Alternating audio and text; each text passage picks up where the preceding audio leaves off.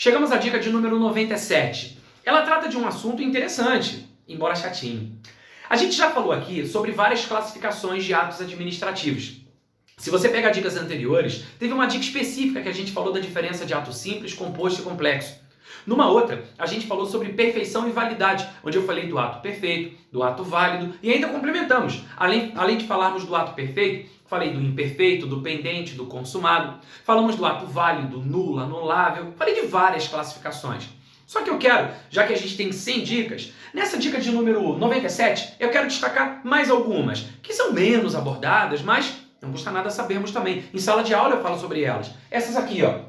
Atos gerais e individuais, atos internos e externos, de império de gestão e de expediente. Essas classificações aqui remetem a outros aspectos. Por exemplo, atos gerais e atos individuais. Aqui a gente está considerando o destinatário do ato.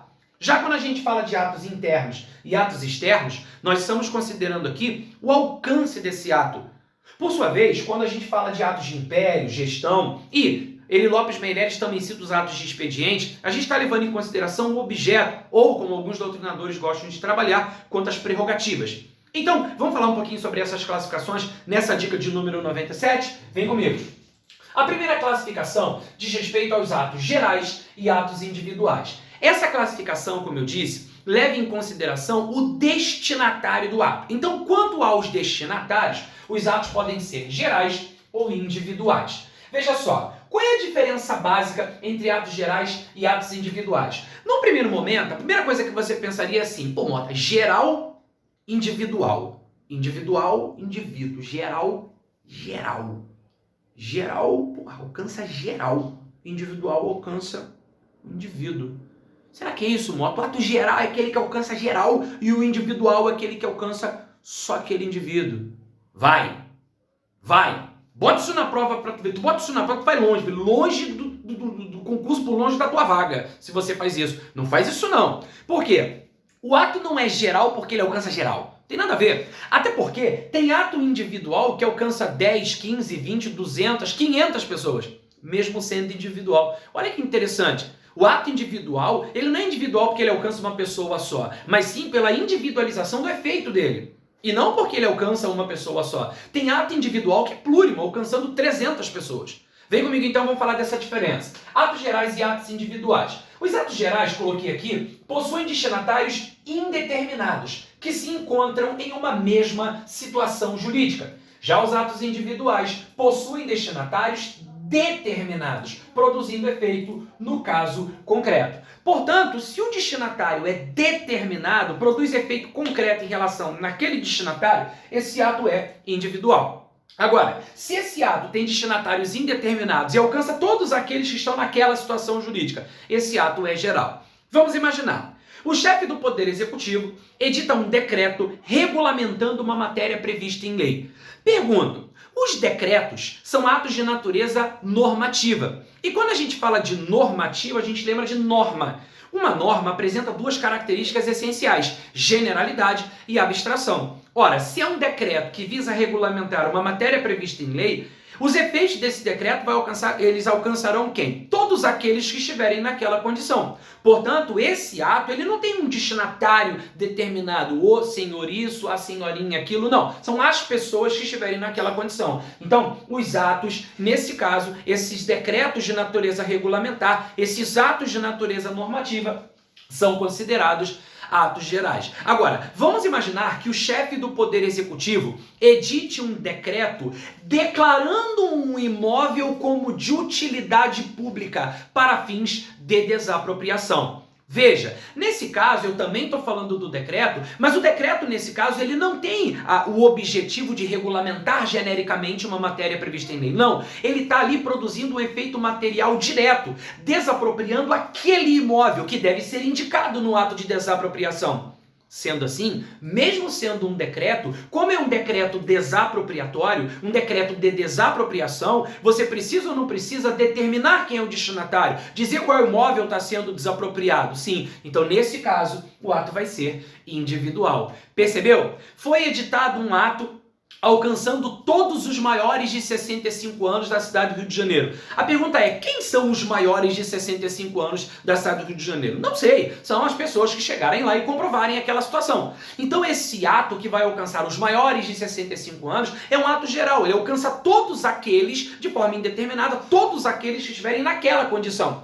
Quem são essas pessoas? Não sei, pode ser o seu Tuninho, pode ser o seu Zezinho, pode ser o seu Florentino, o seu Gumercindo, não sei quem são essas pessoas. Então pode ser qualquer uma delas. Todas as pessoas que comprovarem aquela situação. Então, nesse caso, trata-se de um ato de natureza geral. Agora, imaginemos, saiu o ato de nomeação dos 50 primeiros colocados num concurso público. Você fez um concurso público, seja para o TJ, para a polícia, para o Tribunal de Contas, enfim, saiu o ato de nomeação dos 50 primeiros colocados.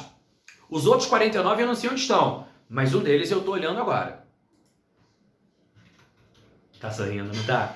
Tá sorrindo, tá? Sentiu a energia da nomeação? Sentiu? Imaginou? Fecha os olhos e imagina a energia. Imaginou? Muito bom. Pois bem, saiu o ato de nomeação dos 50 primeiros colocados num determinado concurso público, beleza? Você tá lá no meio. Pergunto, esse ato, mesmo alcançando 50 pessoas, ele vai alcançar quem? Vai alcançar aquelas 50 que foram nominal e individualmente identificadas naquele ato de nomeação. Vamos imaginar que eu faça esse concurso, seja aprovado também, mas fui o 51º, o 51. Pergunto, o que eu faço? Eu me arrumo, no dia da posse dos 50, vou lá, me arrumo também, se um não aparecer, eu vou lá, o 45 não veio, deixa que eu assino. Claro que não.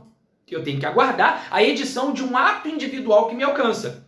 Então, esse ato de nomeação é um ato individual. O ato de demissão de servidor, você vai chegar e falar assim, eu demito o Serviço Público Federal. Você não demite o Serviço Público, você demite aquele servidor e de forma fundamentada. É um ato o quê? Individual. Então a diferença entre atos gerais e atos individuais, ela não está na quantidade de pessoas alcançadas, e sim se há ou não a determinação daquele destinatário. Se o destinatário é indeterminado, são pessoas que se encontram naquela situação jurídica. É o ato que tem natureza geral. Atos normativos são ótimos exemplos de atos gerais. Já quando eu falo de atos individuais, aqui eu estou considerando atos que tenham destinatários determinados. Legal? Uma outra classificação que a gente traz aqui é essa, ó, atos internos e atos externos. Essa classificação aqui leva em consideração o alcance do ato.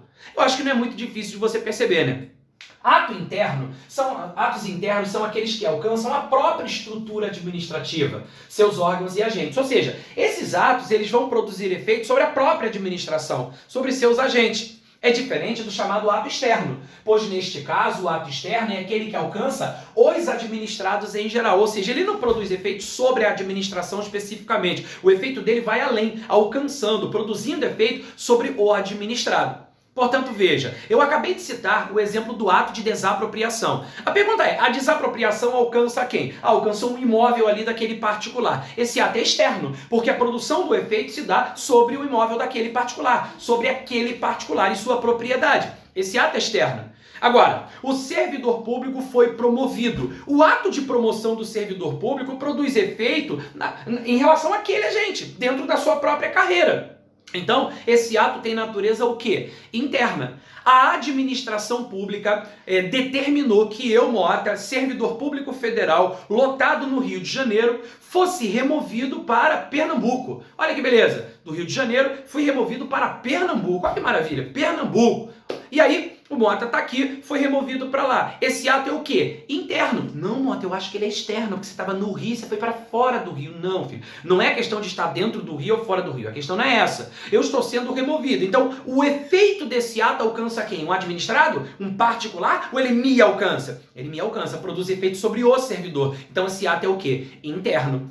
Agora, se a administração pública, como eu disse anteriormente, desapropria um bem, nesse caso o que é que ela está fazendo? Praticando um ato de natureza externa, porque o efeito desse ato está alcançando aquele particular. A administração apreendeu a mercadoria que estava sendo vendida de maneira irregular. Veja, esse ato é externo, ele produz efeito sobre aquele particular que estava vendendo irregularmente. Então há uma diferença entre ato interno e externo em relação ao alcance desse ato. Então ele é interno quando esse efeito alcança a própria administração e externo quando esse alcance se dá em relação ao administrado ou aos administrados em geral. Legal? Beleza? E eu fecho aqui a nossa classificação falando desses três aqui, os atos de império, os atos de gestão e os atos de expediente. Segundo Eli Lopes Meireles, nós temos atos de império, gestão e expediente. Aqui a gente está levando em consideração esse objeto do ato mesmo.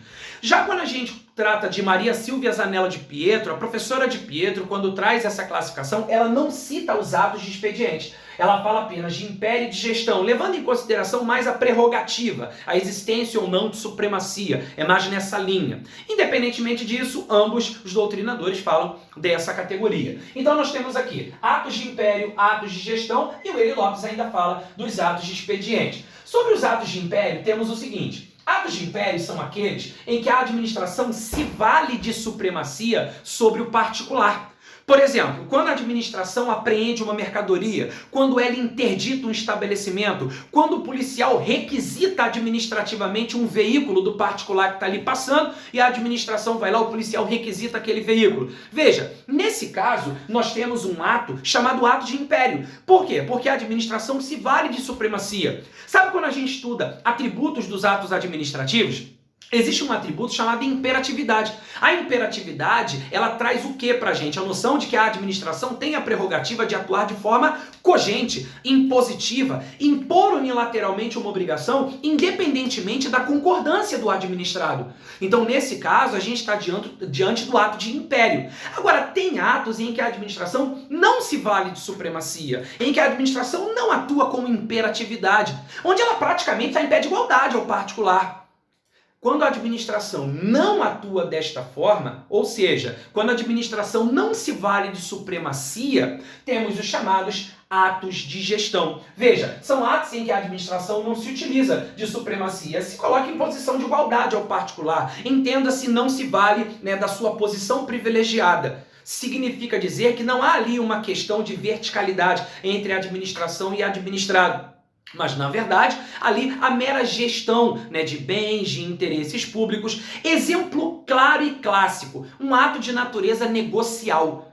Quando a gente falou, já fiz essa dica anteriormente, em espécies de atos, nós falamos sobre o NONEP, normativo, ordinatório, negociais, enunciativos e punitivos. Lembra disso? Se não lembra, volta lá na dica, hein? Atos negociais. Quando eu falo de atos negociais, o que é um ato negocial? O particular tem uma pretensão e essa pretensão passa pela administração. É o caso, por exemplo, de uma licença.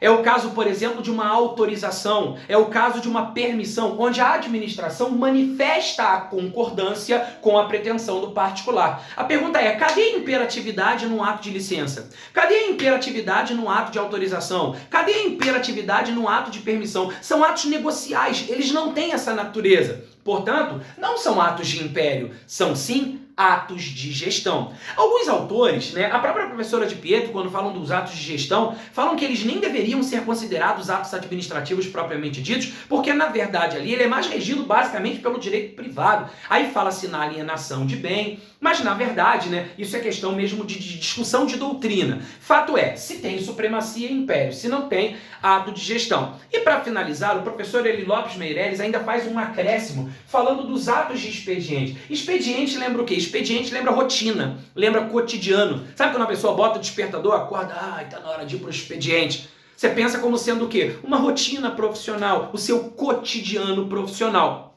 Então, atos da rotina interna da administração são classificados como atos de expediente. Imagine, por exemplo, o encaminhamento de um documento. Imagine, por exemplo, o cadastramento de um documento num sistema eletrônico. Eu fui estagiário de órgão público, fui estagiário no Ministério da Educação e Cultura, à época chamado de MEC. E aí, quando eu era estagiário, eu via lá servidores fazendo, Claro, o estagiário também contribuía bastante naquela época, dando entrada e saída de documentos, A gente fazia cadastro, então tinha que cadastrar. Aí, quando o processo subia protocolo, descia com etiquetinha, furinho, bailarinazinha, aquela coisa, processo montadinho. Aí, quando ia levar esse processo para um outro setor, tinha que fazer a tramitação. Então, esse encaminhamento, esse cadastramento, são atos da rotina interna. São esses atos aqui que a gente chama de atos de expediente. Portanto, atos gerais e individuais, atos internos e atos externos, atos de império de gestão e de expediente, mais algumas classificações importantes de atos administrativos. Essa foi a minha dica de número 97.